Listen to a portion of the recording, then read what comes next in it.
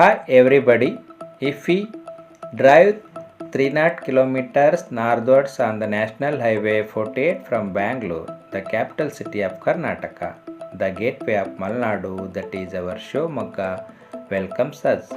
From here we travel approximately 106 kilometers through the route map of Hubli. You will come across an unmistakable devotional icon of sorab taluk, that is Devasthanada Hakkalu. Don't you feel that is this real name of the temple? Yes, it is. There is a special attraction that you will never find anywhere else. If you start your journey from Anuti towards Hubli Road, at the far end of the road, you can hear the sound of backwater waves of that vast Kubaturu lake, as if the sea stretches out in the corners of highway. Now you might have guessed that the temple built in a vast area is the Kaitabheshwara temple, which is popularly known as Kotipura temple. Yes, the tourist will always say that it is the greatest temple among the millions of temples. There is no doubt that the moment one can see the temple in the custody of Department of Archaeology from outside, one can immediately feel its calmness. This temple is situated in the midst of many coconut trees, which is competing to grow in the sky itself. If you think you will see a huge Nandi idol, as in the rest of all Ishvara temples, your imagination is truly wrong. Here is a small but a very rare and special Nandi welcomes you. Due to unique archaeology carvings, here you will feel the chillness at the entrance of the temple itself. Welcome. Let us know about the history of this unique temple. This is the Kaitabheshwara temple, having the presence of Divine Lord Swami Kaitabheshwara. This temple saw a perfection during the reign of Hoysala's king Vinayaditya during 13th and 14th century. This temple is not built on a single architectural style. It features a unique blend of Chalukya, Hoysala and Kadamba style of architectures. The construction of this temple was started by Kadamba dynasty in the middle of 3rd and 4th century and incorporated the characteristics of all royal dynasties that came to rule after and finally saw perfection during the reign of Hoysalas by a king named Vinayaditya. As said by Pampa, both Madhukeshwara of Banwasi and Kaitabheshwara of Kotipura are said to be the twins, means both the idols were built across the same time. It is also believed that the lingas were enriched by the divine hands, Amrita Hasta, of Lord Sriman Narayana.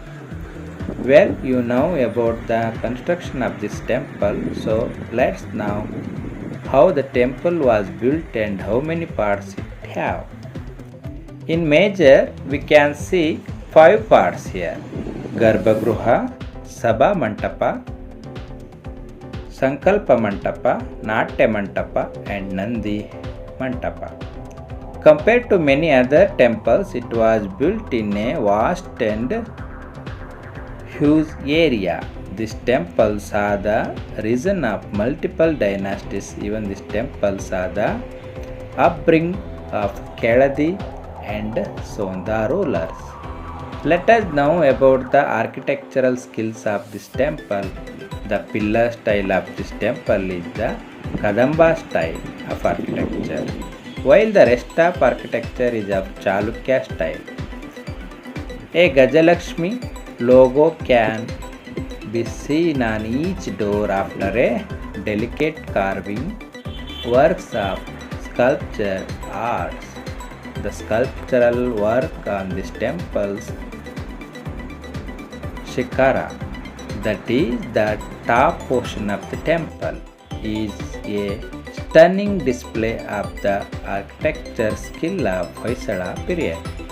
Due to finance of many skilled sculptors, all their wonderful works have been done for many centuries. Even nobody, the glaze of this temple has not faded. It is the testimony to the richness architectural style of our proud India. Lord Narayana saw Madhu Kaitaba and roared like the thunder of the storm that could end of the world. He challenged them for war to save Brahma from their wrath. The battle between Vishnu and the demons born from his ear wax was furious. Vishnu battled the sister brothers without rest of 5,000 years till he grew tired. When he finally paused to the rest and meditate the learnt of the Devi's boon to Asurs. He learned that Madhu Kaitaba can die only when they themselves willed it. The blue god was perturbed, for who wants to be die when in the direst circumstances?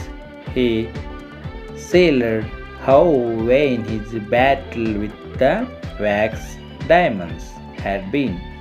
Narayana folded his hands and called upon the Devi for help. Vishnu asked Devi that Asuras have your boon and I am unable to defeat them.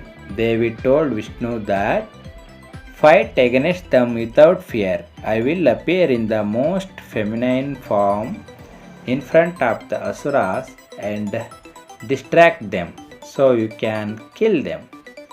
Vishnu went back to fire and they began to strike one another again with blows beyond description.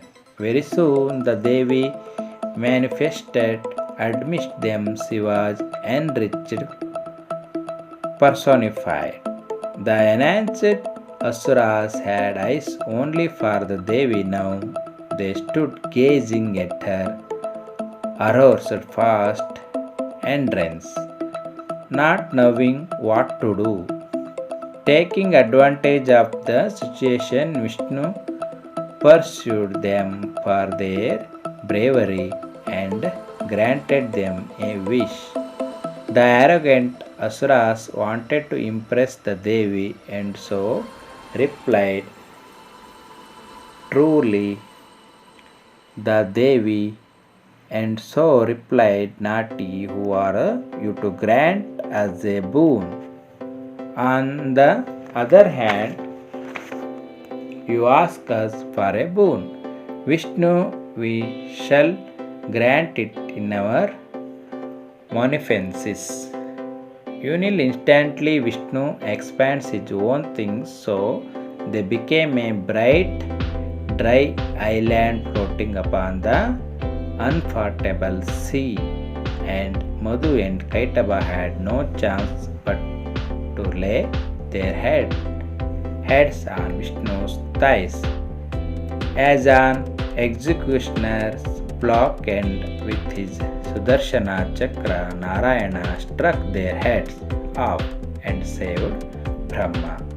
Vishnu, impressed by their unwearying devotion to Lord Shiva, enriches a linga each in their name at the place where they were both killed. In the name of Madhu and Kaitaba, let there be devotional offerings to Lord Shiva as Madhukeshwara and Kaitabheshwara. Lord Shiva enshrines these two in the world as in ideal devotees of the finale of devotion for all the devotees of the world. Until Here we came to know about its mythological facts behind the temple.